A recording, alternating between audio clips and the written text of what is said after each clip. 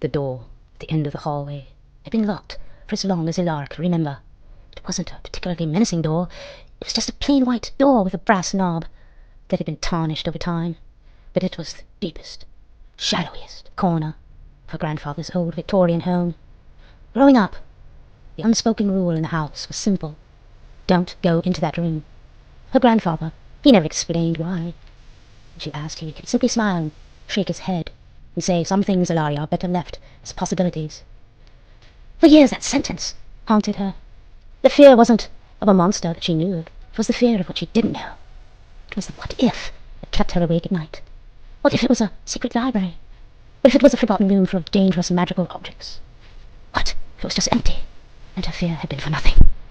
The fear was a living thing in her mind, amplifying the quiet, dark corners of her imagination. When she was 12, she'd convinced herself it was a room filled with malicious dolls, waiting to snatch her away. And at 16, she was certain it was a dusty archive holding a tragic family secret that would break her heart.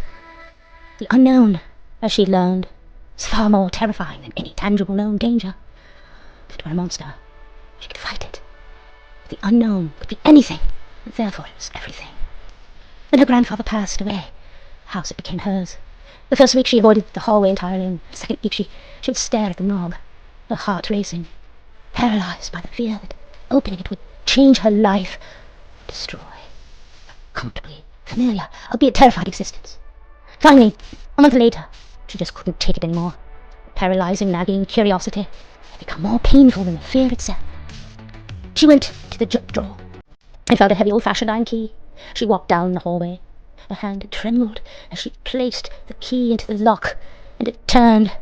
With a loud, satisfying click, she pushed the door open. It wasn't a horse in it, it was a sun-drenched, dust-filled room, completely empty except for a large carved object in the center, and a window that looked out over the sprawling woods behind the house. She walked to the center and pulled the sheet off. It was an old, unfinished portrait of her grandmother, painted with such love that it brought tears to her eyes. The room was simply a quiet place that her grandfather had kept preserved, a monument to the memory that he was too scared to look at daily, but was too precious to destroy. Ilaria sat on the floor, looking at the portrait. Fear of the unknown that had held her captive for 20 years, building a monster from a quiet room filled with light and memories. She learned that day that often the door that we are most terrified to open is the one that will lead us to the greatest of freedoms.